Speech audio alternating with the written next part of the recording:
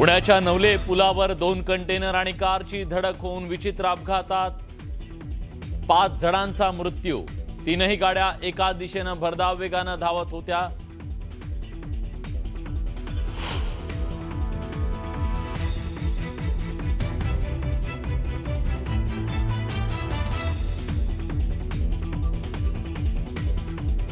अजित पवारांनी सरकारमधून बाहेर पडण्याची भूमिका घेतल्याचं माझ्या कानावर, खरं खोटं काय ते बाहेर येईल। पार्थ पवारांना वाचवलं जातंय असं मला वाटतं। अंबादास दानवेंचं मोठं विधान।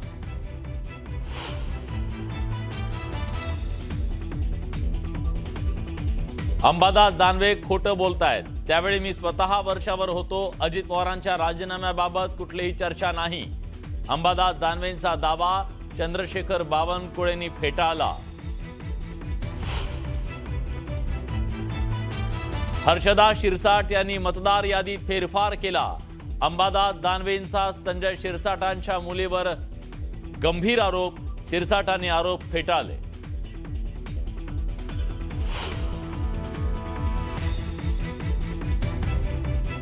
नेमकं कोणतं विधान शिस्तभंग करणारं?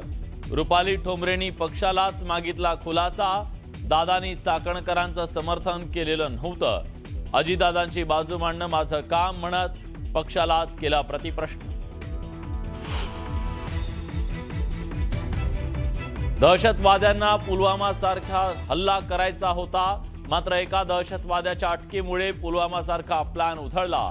वरिष्ठ सूत्रांची न्यूज 18 लोकमतला माहिती। दिल्ली स्फोटातला मोठा प्लॅन समोर।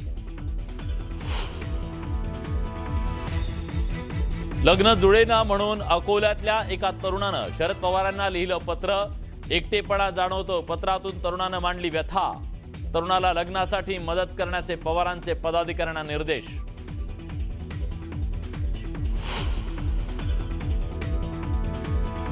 पिंपरी चिंचवड मधल्या नितीन गिलबिलेंच्या हत्येचा सीसीटीव्ही समोर। फॉर्च्युनर मध्ये मित्राला बसवलं आणि केला खून। आणि नाशिकमध्ये मुख्यमंत्र्यांच्या हस्ते कुंभमेळ्याच्या 6000 कोटींच्या कामांचं भूमिपूजन। यंदाच्या कुंभमेळ्याला 5 पट अधिक भाविक येण्याचा अंदाज। मुख्यमंत्र्यांची माहिती।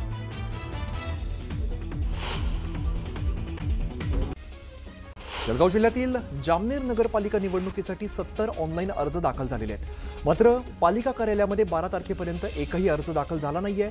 ऑनलाईन अर्ज भरलेल्या उमेदवारांनी अर्ज छाननीसाठी पालिकेमध्ये गर्दी केली। चंद्रपूरमध्ये जनविकास सेनेने चंद्रपूर महानगरपालिकेच्या आयुक्त विद्या गायकवाडांना अपमानपत्र देत मनपातील भ्रष्ट अधिकाऱ्यांचा निषेध केलेला आहे। शहरातील बागला चौक ते राजीव गांधी अभियांत्रिकी महाविद्यालय या रस्ता दुभाजकाच्या कामातील गैरव्यवहार तसंच भ्रष्टाचाराच्या निषेधार्थ जनविकास सेना आक्रमक झाली आहे।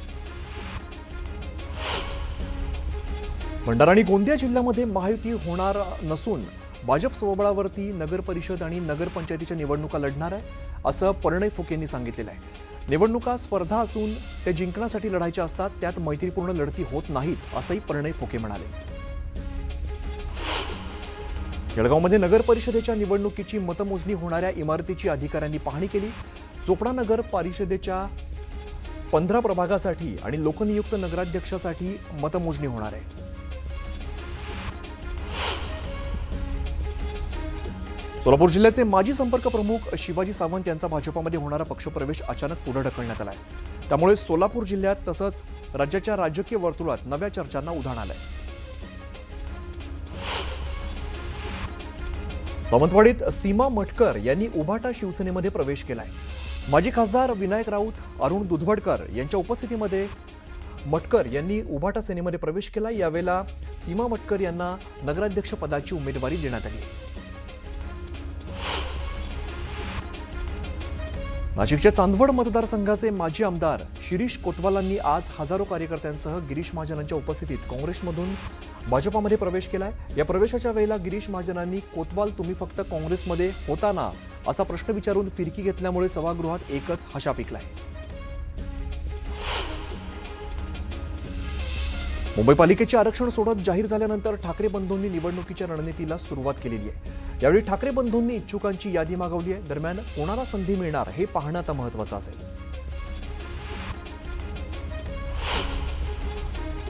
मावळमध्ये शिवसेनेच्या मेळाव्याचं आयोजन करण्यात आलेलं होतं. यावेळेला 7 उमेदवारांची यादी जाहीर करण्यात आली आहे. मेळाव्यामध्ये मावळ आणि पिंपरी चिंचवड या ठिकाणी शिवसैनिक मोठ्या संख्येने उपस्थित होते. दरम्यान श्रीरंग बारणेंच्या उपस्थितीमध्ये काहींचा पक्षप्रवेश संपन्न झाला आहे. कर्जतमध्ये राष्ट्रवादीमध्ये मोठ्या संख्येने पदाधिकाऱ्यांनी पक्षप्रवेश केला आहे. प्रदेशाध्यक्ष सुनील तटकरे यांच्या उपस्थितीमध्ये पक्षप्रवेश सोहळा संपन्न झालाय. शिंदेच्या शिवसेनेला मोठा धक्का मानला जातोय. सोलापूर जिल्ह्यात ठाकरेंच्या शिवसेनेकडून अनेक इच्छुक उमेदवार असल्याची माहिती चंद्रकांत खैरेंनी दिली आहे. तर कुर्डुवाडी नगर परिषदेमध्ये 21 जागा लढवणार असंही त्यांनी सांगितलंय.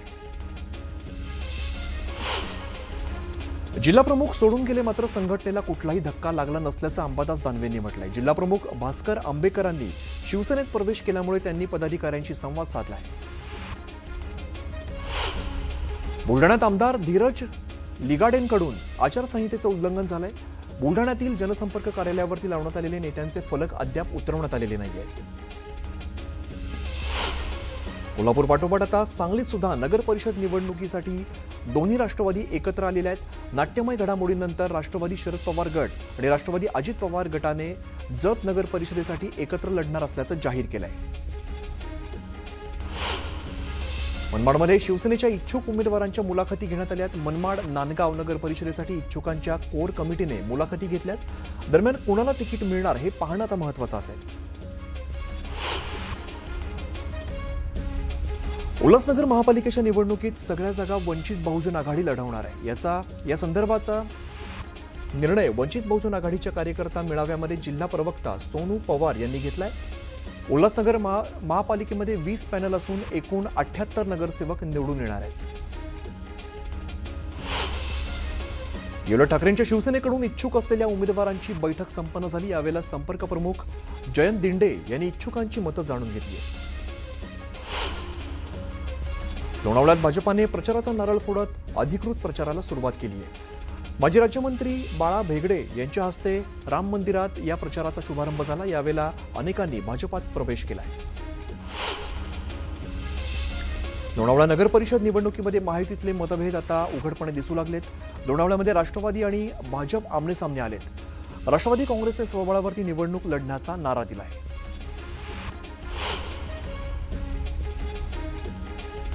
रायगड जिल्ह्यात नगरपालिकेसाठी अद्याप एकही उमेदवारी अर्ज दाखल झालेला नसल्याचं समोर आलंय. राजकीय पक्षांकडून अद्याप उमेदवारांची चाचपणी सुरू असल्याची चर्चा आहे. सोलापूरच्या मोहोळमध्ये नगर परिषदेच्या अल्पसंख्याक समाजाच्या उमेदवाराला धमकावलं जात असल्याचा आरोप रमेश कदम यांनी केलाय. तर अशी गुंडगिरी चालू देणार नसल्याचं म्हणत प्रत्युत्तर देण्याचा इशाराही त्यांनी दिलाय.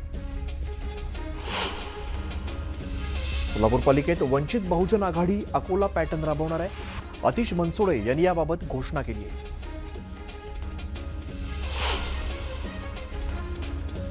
शरद पवारांच्या राष्ट्रवादी काँग्रेस पक्षाला मोठा दिलासा मिळालाय. पिपाणी हे चिन्ह गोठवण्याची मागणी शरद पवारांच्या राष्ट्रवादीकडून करण्यात आलेली होती. अखेर निवडणूक आयोगाने ही मागणी मान्य करत स्थानिक स्वराज्य संस्थांच्या निवडणुकीतून पिपाणी हे चिन्ह वगळलंय.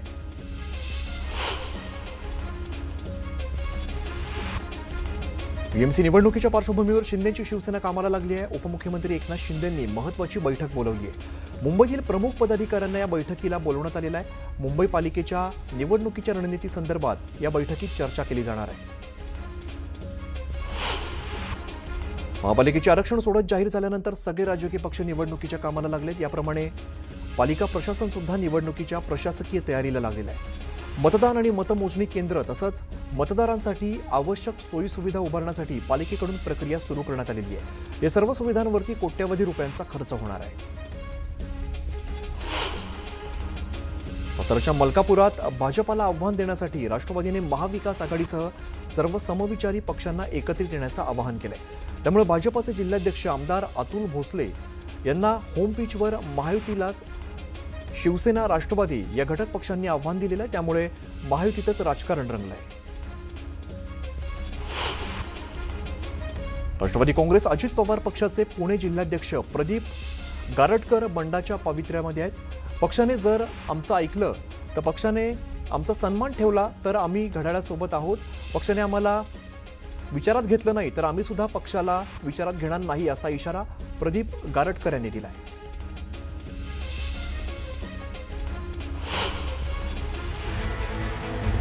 आणि एक महत्त्वाची अपडेट समोर येते. उद्धव ठाकरे ज्येष्ठ शिवसैनिकांचा मेळावा घेणार आहेत. 20 नोव्हेंबर रोजी दादरमध्ये या मेळाव्याचं आयोजन करण्यात आलेलं आहे. ज्येष्ठ शिवसैनिकांची पुन्हा मोड बांधली जाणार आहे. 800 ज्येष्ठ शिवसैनिकांना सन्मानपत्र देत गौरवण्यात येणार आहे.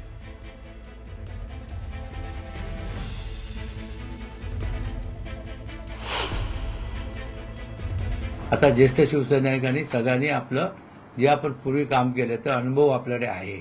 त्याप्रमाणे आता प्रत्येक शाखेत जाऊन प्रत्येक शाखेला मदत करायची, त्यांना माहिती द्यायची, त्यांना काय काय त्याच्यातले ते सगळं सांगायचं आणि त्यांना आपण जास्तीत जास्त वेळ देऊन ही निवडणूक आपल्याला 100% जिंकायचीच आहे या दिशेने आम्ही उतरणार आहोत.